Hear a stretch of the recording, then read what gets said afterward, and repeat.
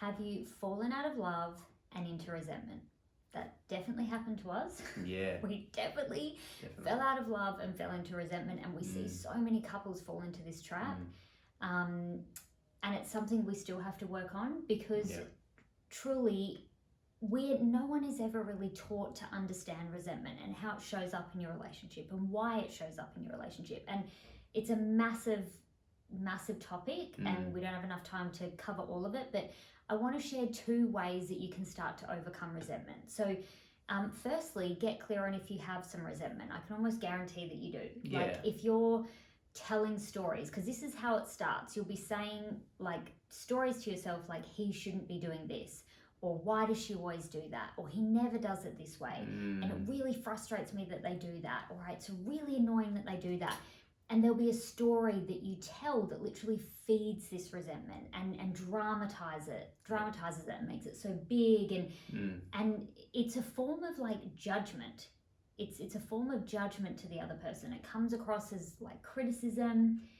Resentment can also come across as avoidance, not having the conversation, like stonewalling, putting your guard up. Even frustration as well.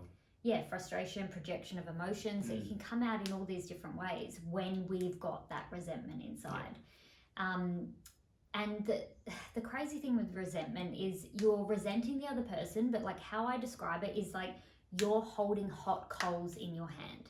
So you're burning a hole in your hand, which means you're hurting yourself.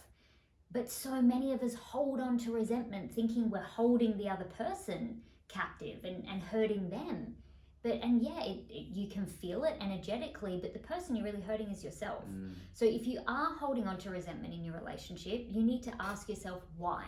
Why am I holding on to this resentment? What need is it meeting? Because we only hold on to something if it meets a need, if we get something from it. So if you're holding on to resentment, you're getting something from it. It's validating how you're feeling, which is most likely validating the story that you're telling about your partner. Which keeps you as the victim and keeps them as the villain. And then that's just a cycle that you'll continue to play, and then you won't be able to have fall back in love with that amount of resentment and that story playing out, because we all know how that story ends. When you're the victim and they're the villain, you're always going to lose. Nobody's going to win. Nobody's going to get what they want. Yeah. So we've had a lot of this. Adam's experienced a lot of resentment. Yeah, definitely. A lot of it. I think a lot of it came from the way in which we would communicate.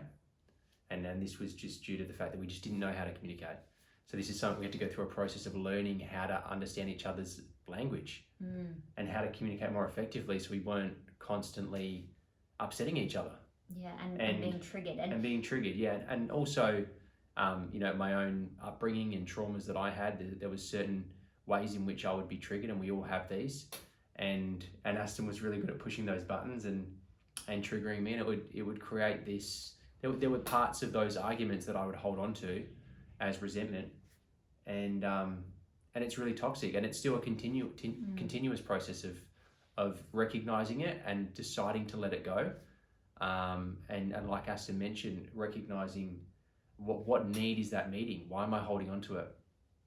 And and recognizing it at the story. That's how you interrupt it. So by bringing awareness to what story am I telling about my partner, or what am I judging in my partner or criticizing in my partner that's making me feel resentful, because the feeling of resentment comes after the thought or the story, and then you act in a certain way because of that.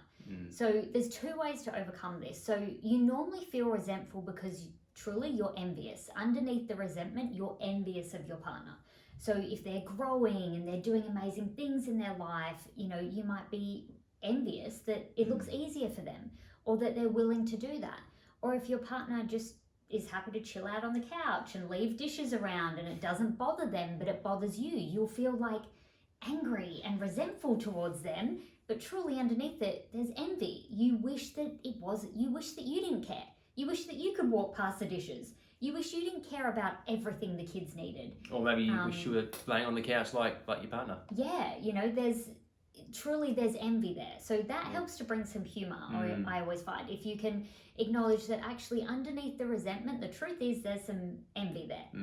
I'm envious of how you deal with this, or I'm envious that you don't have to deal with this. And like, why can't I do that? And the truth is you can. It's a decision. It's a belief that you have that's stopping you.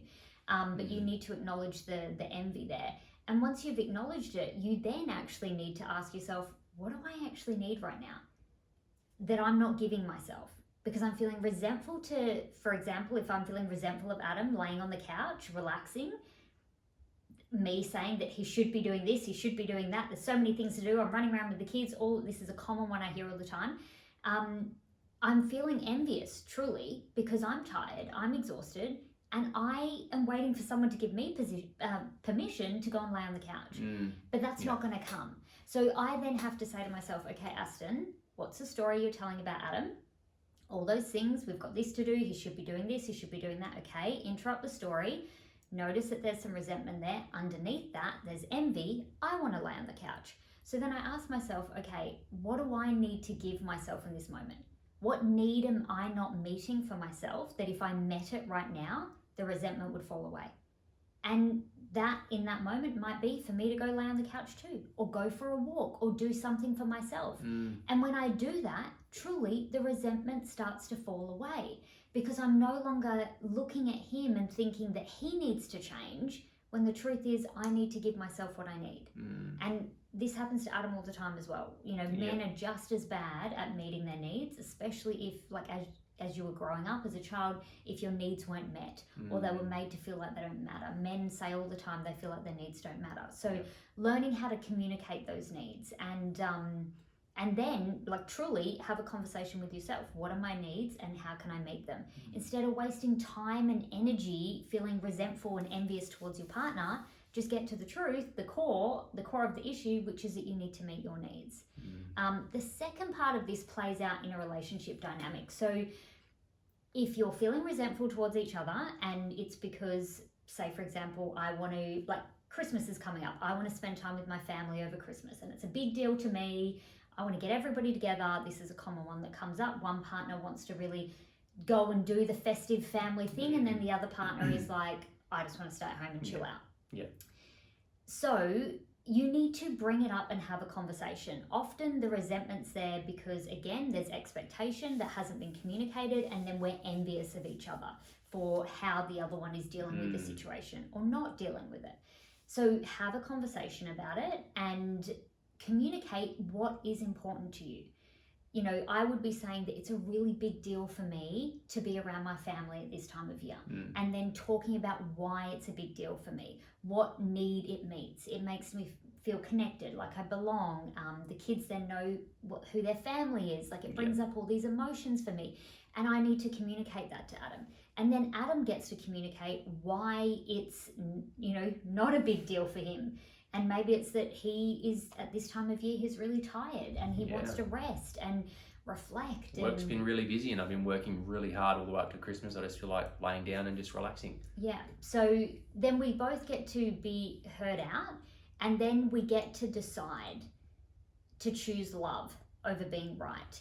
And there's an opportunity for one of you or both of you to decide, okay, well, after I've heard all of that, if this is a big deal to you, then I'm going to make it a big deal to me. And I'm going to find a solution that works for both of us. Maybe I'll just go up to see the kids, see my family with the kids for a couple of days, and then the rest of the time we'll be together as a family. That could be a solution. So then we both get needs met. Or one partner could decide, you know what, it's one day of the year, it's so important to you, it's a really big deal to you, and I love you, so then it's a big deal to me. So you can find your way through it, but the key is to realize when you first got into your relationship, anything that was a big deal to your partner, you made a big deal to you.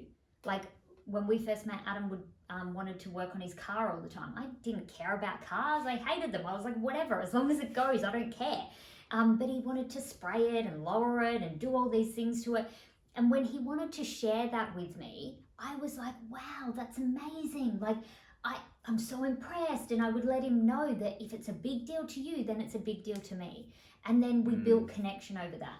But over time in our relationships, we forget to do this. We start to just let all these things go, and we start thinking that, oh, it shouldn't be a big deal to you. You know, it shouldn't matter to you.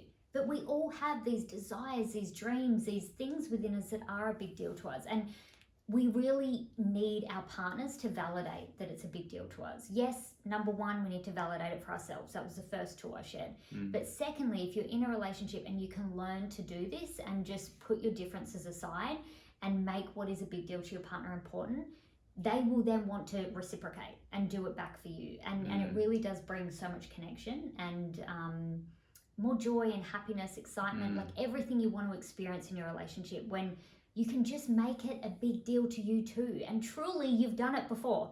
Like, I can almost guarantee that if you reflect back to when you got into your relationship, you know, you might have gone on hikes together and you were not into exercise of any type and not into hiking. But because it was a big deal to your partner, you were like, yes, I'll come along because I want to spend time with you. Because the goal is to be with you, to connect with you, to make you happy.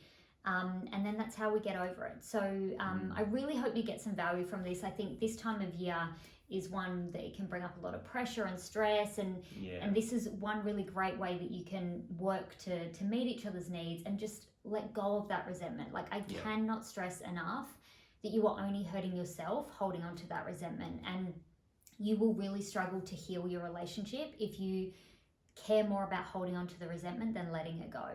So this is your invitation and your opportunity to let go of that resentment and start 2023 fresh, clean slate. And if you're really ready to start it fresh in your relationship, click the link below. You can book in a call, have a chat with us. We can get clear on where you are in your relationship right now. And if you have got resentment, we can give you some more tools to start to work through that so that you don't have to take all that baggage into 2023. We want to leave that behind and start fresh, create a new vision, and experience what you want to experience in your relationship. So we really hope you've enjoyed this, and we'll see you next time.